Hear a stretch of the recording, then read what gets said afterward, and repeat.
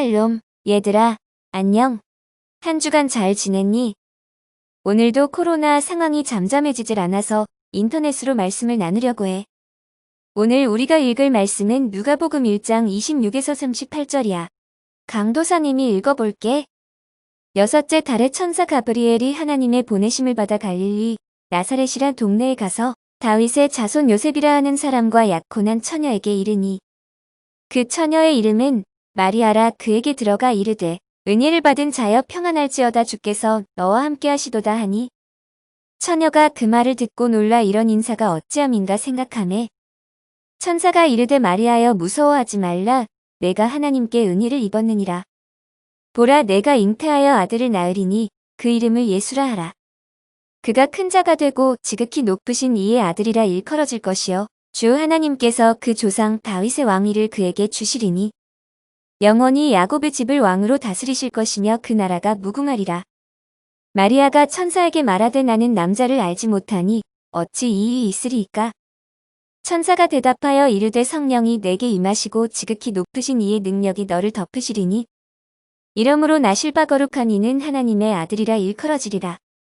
보라 내 친족 엘리사벳도 늙어서 아들을 배었느니라. 본래 임신하지 못한다고 알려진 이가 이미 6달이 되었나니 대저 하나님의 모든 말씀은 능하지 못하심이 없느니라. 마리아가 이르되 주의 여종이오니 말씀대로 내게 이루어지이다 하매 천사가 떠나가니라. 오늘 우리가 읽은 말씀은 성경에서 아주 유명한 장면이야. 아마 너희들도 한 번쯤은 들어봤을 법한 이야기일 거야. 이야기의 내용은 이래. 어느 날 천사가 아직 결혼하지 않는 마리아에게 나타난 거야. 그리고는 한마디를 던지는 거지. 마리아야 두려워하지 말아라. 내가 아들을 낳을 것이다. 천사가 던진 이 한마디는 마리아의 인생을 흔들어 놓았고 온 세상을 뒤집어 버렸어. 왜 그렇지? 바로 이 아기가 예수 그리스도이기 때문이지. 예수님이 이 땅에 오시는 순간이 기록되어 있는 본문. 교회는 이 장면을 천사가 메시아를 임신한 사실을 마리아에게 알렸다고 해서 수태고지라고 불러. 오늘은 이 수태고지 장면을 함께 살펴보고 마리아의 순종과 믿음이 어떠했는지 이야기를 나누어 보자. 얘들아, 어느 날 하늘에서 갑자기 천사가 내려온다면 너희들은 어떤 기분이 들 것 같니? 강도사님은 개인적으로 하늘에서 천사가 내려온다면 딸랑거리는 종소리와 함께 7개의 숫자를 알려주면 좋겠어. 10, 16, 18. 오주님, 멈추지 마소서. 흑흑. 천사가 숫자를 불러줄 때마다 아마도 나는 마음이 벅차오르겠지? 심장이 쿵쾅거리고 두 눈을 크게 뜨고 온 정신을 집중해서 하늘에서 내려오는 숫자를 잊지 않으려고 노력하겠지. 물론 천사는 절대로 우리에게 로또 숫자를 말해주지 않아요. 아무튼 우리가 천사에 대해 말할 때 우리 안에 들어있는 천사의 이미지는 왜인지 모르겠지만 뭔가 달콤하고 기분 좋은 것으로 가득가득한 것 같아. 우리는 남몰래 선행을 베푸는 사람에게 기부천사라는 별명을 붙여주고 귀여운 아기를 보면 그 아기를 아기천사라고 부르잖아. 또 멋지고 이쁜 아이돌 가수를 보면 하늘에서 내려온 천사 같다고 표현을 하잖아. 마치 펜타곤님들처럼. 그렇지? 이처럼 우리는 이쁘고 좋은 것들에 대해 천사를 떠올리는데 오늘 천사를 만난 본문의 마리아는 어떤 기분이 들었을까? 천사를 마주하게 된 마리아의 심정은 우리가 생각하는 것과는 전혀 달랐어. 성경 속 사람들은 하나님의 천사를 마주하는 일을 굉장히 두려워했거든. 이들은 천사를 만나게 된다면 부정한 자신이 목숨을 잃게 되리라고 생각했어. 마리아뿐만 아니라 사사 기드온이 그랬고 선지자 이사야도 천사를 만난 상황을 두려워했어. 우리의 상상과는 다르게 천사를 만나는 일은 두렵고 조심스러운 일이었던 거지. 성경 속 인물들이 하나님의 천사 앞에서 두려워 떨었던 이유는 하나님 앞에서 그 무엇도 감출 수 없기 때문이야. 마치 열화상 카메라 앞에서 내 체온을 감추지 못하는 것처럼 말이야. 내 안에서 아무런 필터링을 거치지 않는 나의 것 그대로의 생각과 모습들이 하나님 앞에서는 그대로 드러나는 거지. 도무지 감출 수 없고 포장할 수 없는 죄의 모습이 폭로될 때 사람들은 하나님에게 심판받으리라 생각했어. 어둠이 빛을 피해 가듯 인간의 폭로된 죄악은 하나님 앞에 바로 설 수 없는 거야. 그래서 두렵고 떨리는 마음으로 하나님 앞에서 서는 일. 우리는 이런 감정의 상태를 경외라고 표현하지. 우리가 하나님 앞에 서는 일은 반드시 이 경외심을 가지고 있어야 해. 그런데 말이야, 하나님의 천사가 마리아에게 나타나 반복적으로 하는 말이 있어. 바로 두려워 말라, 평안하라.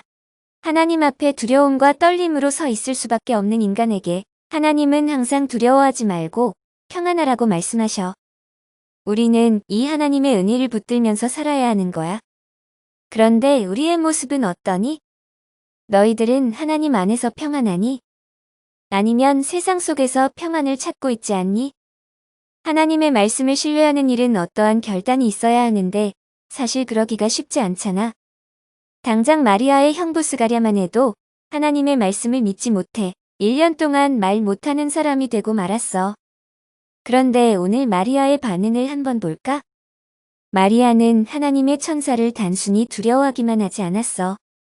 마리아가 처음 하나님의 천사를 만났을 때 아니 유가 왜 거기서? 하고 놀란 것은 사실이지만 이내 하나님의 뜻이 무엇인지 이해하려 했어. 그리고 하나님의 말씀이 의미하는 바가 무엇인지 깨달았을 때 마리아는 자신을 하나님 앞에서 종으로 낮췄어. 하나님의 뜻을 믿고 순종하기로 결단한 거야. 그리고 마리아는 하나님의 말씀대로 하나님의 뜻이 자신에게 이루어질 것이라고 고백했어. 하나님의 천사 앞에서 자신을 종으로 낮추는 마리아의 이 고백. 너희들은 이 장면을 보면 어떤 생각이 드니? 성경 속 흔한 장면 같다고?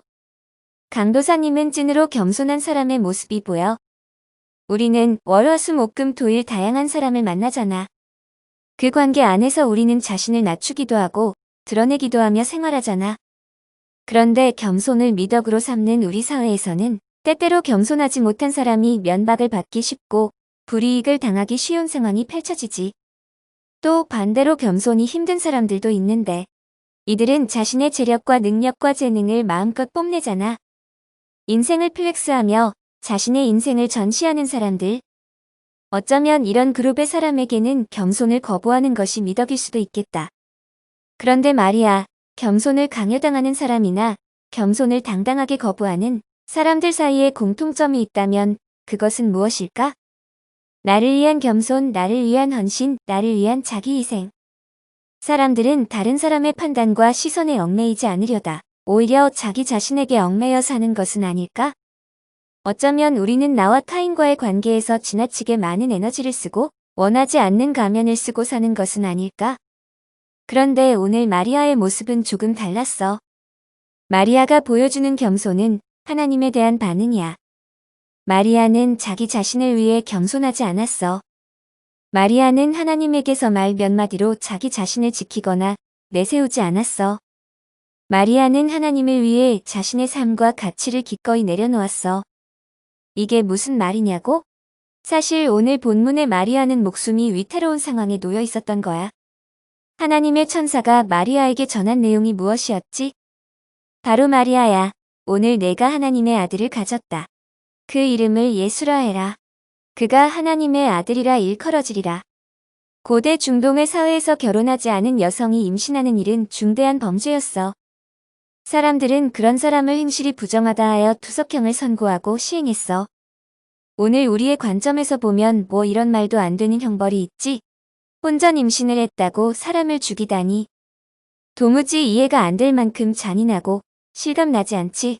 먼 나라 이야기로만 들리지 않니? 그런데 어린 마리아에게는 천사의 말이 피해갈 수 없는 현실로 다가왔다는 거야. 결혼 전에 임신하게 되면 동네 사람들에게 들키겠지. 그러면 사람들은 어린 마리아를 부정하다 여기고 처벌하려 할 거야. 천사가 전해준 하나님의 말씀. 이 말씀에 순종하는 것은 목숨을 담보로 하는 힘든 일이었어. 이와 같은 상황에서 마리아가 보여준 겸손의 고백은 말 몇 마디로 현실을 모면하려는 수작이 될 수 없는 거지. 마리아의 겸손은 죽음까지 각오하는 자기 부정이었고 내려놓음이었어. 나의 만족과 나의 유익보다 하나님의 말씀에 반응하는 삶. 이게 마리아가 보여준 겸손의 태도이고 순종의 모습이지. 우리는 하나님을 믿다 보면 때때로 현실의 벽에 부딪히는 순간이 오잖아. 그럴 때마다 우리는 얼마나 많이 있건 어쩔 수 없는 일이야 라고 속으로 되뇌며 돌아가는 길을 택하니? 애들아, 인생을 지혜롭게 사는 것, 인생의 처세를 배우는 것과 신앙생활을 하는 일이 언제나 동일선상을 가리키지는 않아. 때때로 우리는 나를 위해서가 아니라 하나님을 위해서 나 자신을 내려놓을 수 있는 믿음이 필요해. 하나님은 우리에게 찾아오셔서 오늘 내가 내 말과 뜻에 순종할 수 있겠느냐? 라고 물으시는데 우리는 하나님에게 하나님, 오늘은 아닙니다. 하나님, 지금은 아니에요. 하나님 왜 저입니까? 와 같은 소위 합리적인 의문들로 하나님을 피해가고 있지는 않니? 하나님을 피하기만 하는 사람은 하나님의 증인이 될 수 없어. 하나님 앞에 겸손한 사람은 하나님이 중심인 삶을 사는 사람이야. 나보다 하나님을 생각하고 나의 인생에서 하나님의 나라를 드러내길 원하는 사람. 우리가 사람 앞에 겸손한 것은 나를 위한 것이고 상대방을 위한 것이겠지. 그런데 우리가 하나님 앞에서 겸손할 때 필요한 것은 오히려 나를 내려놓는 일이야. 나의 계획, 나의 욕심, 나의 마음, 나의 편안함 등 내려놓고 하나님의 계획과 하나님을 향한 믿음을 바라보고 사는 사람. 이것이 성경이 말하는 겸손한 사람이고 하나님은 그런 사람을 통해서 하나님의 나라를 확장해 나가셔. 마리아의 고백을 다시 한번 볼까? 주의 여종이 오니 말씀대로 내게 이루어지이다는 순교적 각오가 없으면 할 수 없는 표현이야. 하나님 앞에 자신의 목숨과 모든 권리를 내려놓는 행위. 인류 구원의 시발점은 작고 힘없어 보이는 어린 여자. 사회적 관습과 통념 안에서 언제나 약자일 수밖에 없는 연약한 인간에게서 시작된 거야. 놀랍지 않니? 세상을 바꾼 이야기의 시작은 세상에서 제일 연약한 사람의 겸손한 고백에서 시작했다는 점이 말이야. 그런데 어쩌면 우리는 너무나도 쉽게 하나님의 나라, 하나님의 일, 하나님을 위해 죽고 사는 순교적 행위에 대해 말하고 있지는 않을까? 사실은 나의 나라, 나의 일, 나의 이익과 욕망을 위해 누구보다 열심히 살면서 그 마음과 열망을 하나님이라는 대상에 투영하며 살고 있는 것은 아닐까? 그런 사람은 하나님을 위해 사는 것이 아니야. 나를 위한 사랑, 나를 위한 헌신, 나를 위한 자기 희생. 하나님이 원하시는 희생과 순종은 그런 게 아니야. 우리는 누구나 하나님 앞으로 나 자신을 데려가야 해. 그리고 물어야 해. 하나님, 내가 하나님을 위해 할 수 있는 일이 무엇입니까? 내가 하나님을 위해 내려놓을 수 있는 일이 무엇입니까? 혹시 하나님을 위해 무언가를 해야 하고 무언가를 내려놓아야 하는 상황이 막막하고 부담스럽다는 생각이 드니? 우리는 하나님에게 내가 할 수 있는 일이 무엇인지 묻겠지만 그때마다 하나님은 우리에게 두려워하지 말고 평안하라고 답하실 거야. 예수를 그리스도로 고백하는 사람들이 얻을 수 있는 최고의 평안은 우리가 하나님 앞으로 나아갈 때 누릴 수 있는 거야. 가치 있는 물건들은 쉽게 변하지 않잖아. 다이아몬드가 변하지 않고 금이 변하지 않는 것처럼 하나님이 주시는 평안은 모든 것이 지표다는 우리의 삶 속에서 확실한 이정표가 될 거야. 어디로 가야 할지, 무엇을 해야 할지 헷갈릴 때마다 하나님 앞으로 나 자신을 데려가자. 나의 계획과 나의 뜻은 날마다 바뀌지만 하나님의 계획과 하나님의 뜻은 영원하니까. 변하지 않고 확실한 약속 위에 나의 삶을 보태자. 그렇다면 우리는 어떻게 하나님 앞에 나 자신을 내려놓을 수 있을까? 그러기 위해서 우리는 하나님을 경험해야 해. 하나님을 경험한다. 이 말은 어떤 신비적 체험만을 가리키는 표현만은 아니야. 우리가 하나님을 경험하는 일은 우리의 삶 속에서 믿음으로 사는 일을 말해. 하나님 앞에서 나를 내려놓기 위해서는 하나님을 경험해야 하고 하나님을 경험하기 위해서는 나를 내려놔야 해. 이 앞뒤가 서로 같은 주장을 하나로 묶어주는 것은 무엇일까? 바로 믿음이야. 일상생활 속에서 우리는 믿음을 가지고 선택해야 하고 결단해야 하고 순종해야 하는 거지. 믿음이 없이 확실하고 완벽한 길을 걷고자 하는 사람은 걸을 수 없는 길. 주어진 상황을 바라보며 손해보지 않고 모험하지 않는 사람은 경험할 수 없는 일. 믿음을 가지고 산다는 것은 하나님을 바라보고 사는 것을 의미해. 믿음은 주어진 상황 너머의 것을 보게 하는 능력이야. 믿음은 하나님을 경험하게 하는 삶의 방식이야. 오늘 마리아는 믿음으로 사는 사람의 모습을 보여주었어. 그녀는 믿음으로 하나님의 말씀에 순종했어. 주어진 현실, 불안한 미래가 비록 변하지 않더라도 어쩌면 내가 내린 믿음의 선택으로 인해 겪지 않아도 되는 손해를 감수하더라도 하나님 앞에 나를 내려놓는 겸손. 나 자신의 욕심과 불안을 받고 나가는 자기 부정. 이게 오늘 마리아가 보여주는 겸손한 삶의 모습이라는 거지. 오늘 너희들의 삶은 어떠니? 너희들은 너희들의 삶을 어디로 데려가고 있니?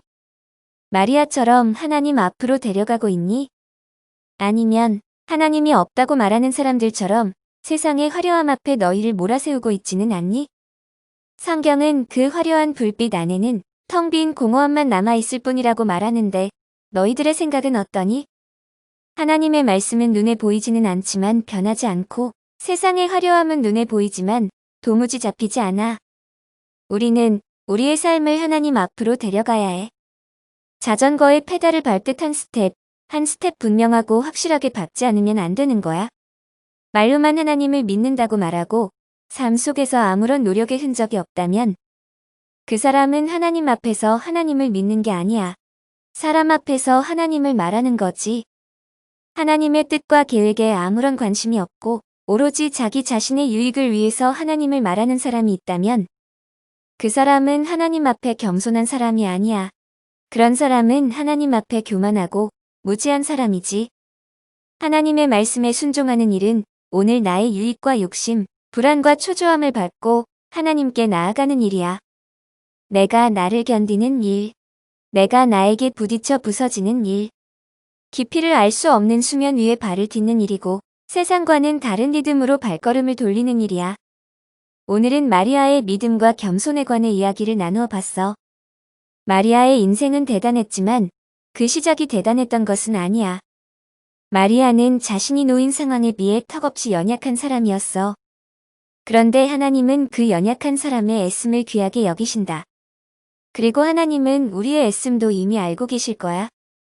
내가 하나님을 위해 쏟은 마음을 하나님은 알고 계시고 노력과 시간을 알고 계실 거야. 사람이 아니라 하나님께 쏟는 우리의 마음이 우리의 애씀으로 하나님 나라의 싹이 되어 트기를 기도하자. 그러면 다음 주에 만나자. 제발. 비읍비읍.